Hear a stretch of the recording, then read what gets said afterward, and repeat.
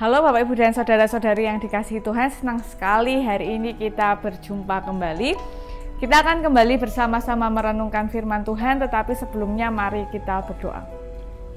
Terima kasih ya Tuhan untuk setiap penyertaan Tuhan di dalam kehidupan kami. Terima kasih untuk cinta dan anugerah yang Tuhan karuniakan kepada kami. Dan sungguh bersyukur kami memiliki Tuhan yang begitu besar, agung, berkuasa, dan begitu baik.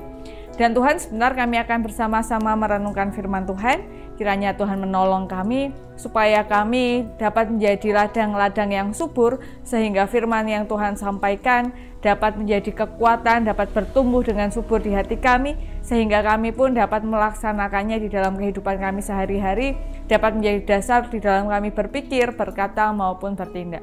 Terima kasih ya Tuhan, di dalam nama Tuhan Yesus kami berdoa, haleluya, amin. Bacaan kita pada hari ini berdasarkan Ayub pasal yang pertama hingga Ayub pasal 36. Ayub pasal 36 ayat yang pertama hingga ayat yang ke-23. Ayub pasal 36 ayat pertama hingga ayat yang ke-23. Tetapi saya hanya akan membacakan ayat yang ke-21 hingga 23. Jadi ayat yang pertama sampai 23 Bapak Ibu baca sendiri.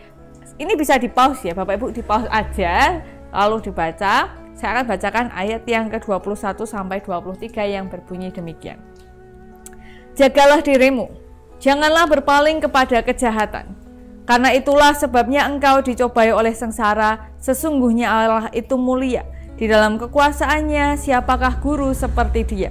Siapakah akan menentukan jalan baginya? Dan siapa berani berkata, engkau telah berbuat curang. Demikianlah pembacaan firman Tuhan pada hari ini.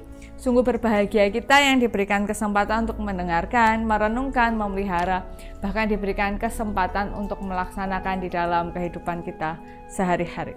Haleluya.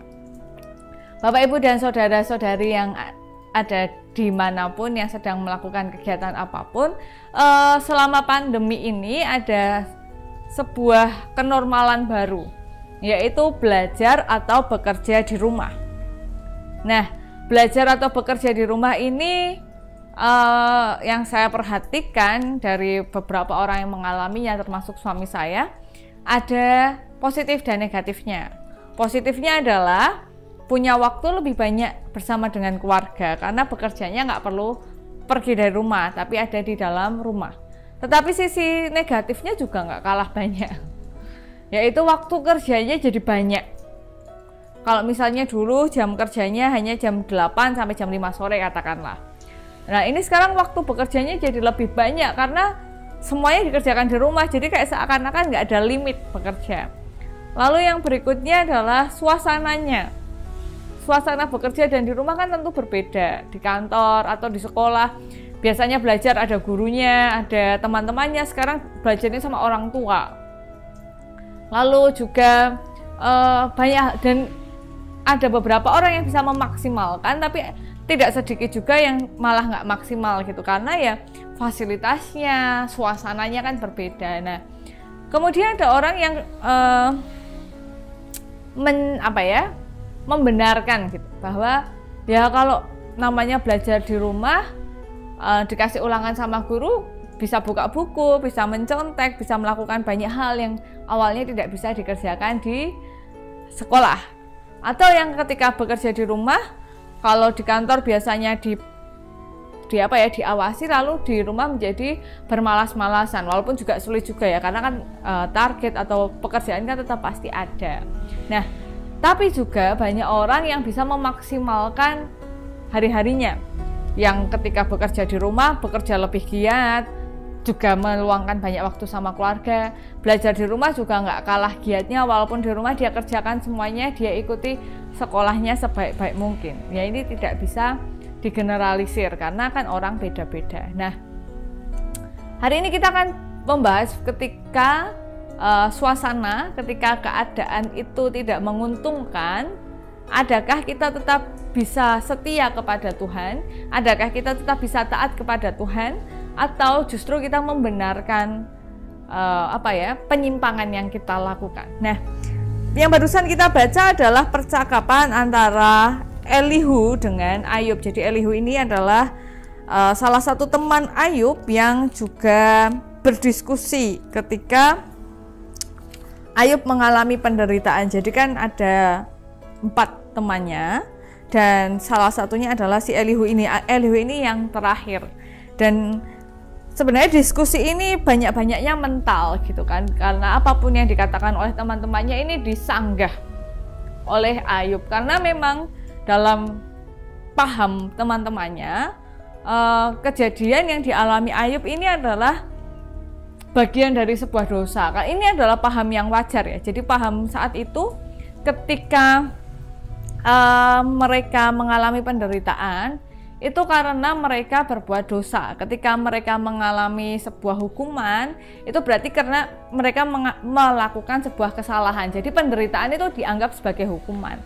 Nah, maka dari itu mereka meminta supaya Ayub merefleksikan hidupnya dan bahkan mengingatkan bahwa tujuannya adalah untuk bertobat, tujuannya selama ini. Tetapi di sisi lain, Ayub itu merasa bahwa dia tidak melakukan hal yang buruk untuk dihukum. Jadi dia nggak melakukan hal-hal yang membuat Tuhan seharusnya menghukum si Ayub ini. Jadi teman-temannya ini ada banyak ya. Jadi ada Elifas, ada, saya sambil buka-buka, saya nggak hafal namanya soalnya.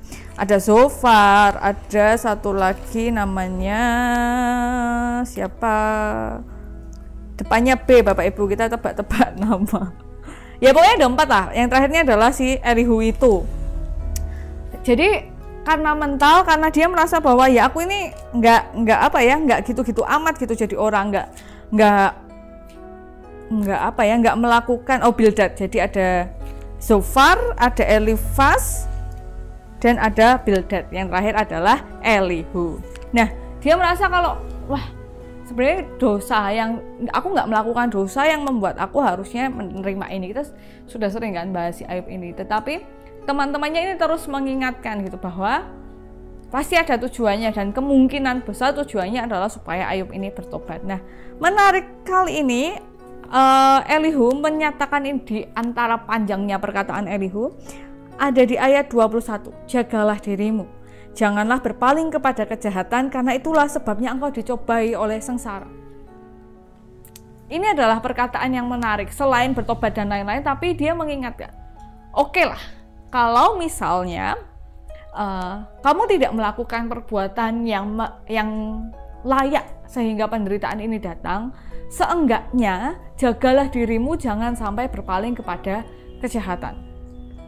Karena banyak orang yang berkata bahwa kejahatan itu dipengaruhi oleh keadaan juga. Jadi ya karena ada kesempatan. Kalau bahasanya orang-orang itu kan ya kucing dikasih ikan, kucing dia dikasih ikan, siapa nggak mau gitu kan. Tapi enggak begitu sudut pandangnya Elihu, bahwa di dalam sengsara ini jagalah dirimu supaya jangan berpaling kepada kejahatan, karena Allah itu mulia di dalam kekuasaannya. Siapakah guru seperti dia? Siapa yang menentukan jalan kalau bukan Allah sendiri? Jadi jangan berpaling, bahwa ini semua yang terjadi di dalam hidupmu ini adalah seturut dengan kehendak Allah. Jadi jangan sampai berpaling lah. Ini adalah sebuah nasihat dan peringatan yang waktu itu disampaikan kepada Ayub, yang masih sangat relate di dalam kehidupan kita, yang masih sangat berkaitan, yang masih sangat bisa kita pahami lah. Karena begini, tidak sedikit orang yang membenarkan perilakunya di tengah keadaan. Misalnya, ini kita bahas kasus besar dulu ya. Dulu banyak orang membuat masker dari barang-barang tidak layak. Masker ini ya, masker bukan masker kecantikan ya, tapi masker pelindung itu kan dulu banyak ceritanya, masker yang didaur ulang, masker yang nggak layak pakai gitu kan, dan mereka menjualnya dengan harga yang mahal. Ada juga yang kemudian membeli semua barang-barang alkohol, masker semua ditimbun dan dijual dengan harga yang mahal. Alasannya karena pandemi. Ada juga yang melakukan tindakan-tindakan yang tidak terpuji, alasannya karena mengalami PHK dan lain-lain. Nah, seakan-akan pandemi ini jadi alasan gitu untuk manusia melakukan hal-hal yang buruk. Seakan-akan pandemi ini melegalkan tindakan-tindakan buruk yang dilakukan oleh manusia, atau bahkan seakan-akan pandemi ini melegalkan kemalasan kita. Misalnya jadi malas ibadah nih karena ibadahnya nggak bisa di gereja. Ya kita semua berjuang kok untuk supaya bisa ibadah di gereja dengan caranya sendiri-sendiri, tapi ya sudahlah, orang online juga, daring juga, ngapain sih? Atau melegalkan kemalasan kita dalam belajar. Ya udahlah, orang gurunya juga nggak ngajar, ngapain dibaca bukunya? Atau melegalkan kita dalam malas bekerja. Ya bekerja juga banyak dibatasi, mau melakukan ini itu nggak bisa, ya sudah seadanya saja yang dilakukan. Nah, ini menjadi peringatan dan nasihat bagi kita, walaupun kita bukan Ayub dan yang mengingatkan bukan Elihu, bahwa jangan sampai keadaan ini membuat kita berpaling dari jalannya Tuhan. Jangan sampai pandemi ini membuat kita membenarkan perilaku-perilaku yang tidak seturut dengan kehendak Tuhan. Ini juga berlaku bagi saya, karena ya banyak hal terbatas kan karena pandemi. Nah, kita semua mari belajar, mari kita saling meneguhkan, saling menguatkan supaya kita tetap bisa memaksimalkan tanggung jawab kita, supaya kita tetap bisa taat dan setia pada Tuhan di tengah berbagai macam keadaan, termasuk di tengah pandemi ini. Jadi tidak perlu membenarkan, bagi kita mengingatkan di sini, nggak usahlah kita membenarkan hal-hal buruk yang mau kita lakukan. Mari kita menghadapi keburukan itu dan mengakuinya. Ini sih karena niat saya aja, ini sih karena kesalahan saya aja, dan saya akan berusaha untuk menjadi lebih baik lagi. Mari kita berdoa. Kami yakin bahwa setiap yang terjadi di dalam kehidupan kami, Tuhan mengetahuinya, dan Tuhan selalu punya rencana dan rancangan yang begitu baik. Sebab Allah kami adalah Allah yang begitu besar, Allah yang begitu berkuasa, dan Allah yang peduli dengan kehidupan kami. Maka dari itu kiranya Tuhan memampukan kami untuk melihat, untuk merasakan bahwa Tuhan dekat, Tuhan ada, sehingga kami dapat selalu setia dan mengarahkan jalan kami hanya kepada jalan Tuhan saja, supaya kami tidak mencari alternatif kami sendiri, tidak membenarkan segala hal-hal yang tidak Tuhan kehendaki. Dan kami serahkan seluruh kehidupan kami ke dalam tangan kuasa Tuhan. Kiranya Tuhan berkenan memakai kami untuk menjadi saluran cinta kasih, saluran berkat bagi sesama kami, supaya di tengah pandemi ini kasih Tuhan dapat dirasakan bukan hanya di dalam diri kami, tetapi juga bagi setiap orang. Terima kasih ya Tuhan, di dalam nama Tuhan Yesus kami berdoa, haleluya, amin. Ya Bapak Ibu, demikian yang dapat saya sampaikan, kiranya dapat menjadi hal yang baik bagi kita semua. Tetap semangat, tetap melayani, tetap bekerja dimanapun, tetap belajar. Sampai jumpa di pertemuan yang berikutnya. Tuhan Yesus memberkati kita semua. Sampai jumpa.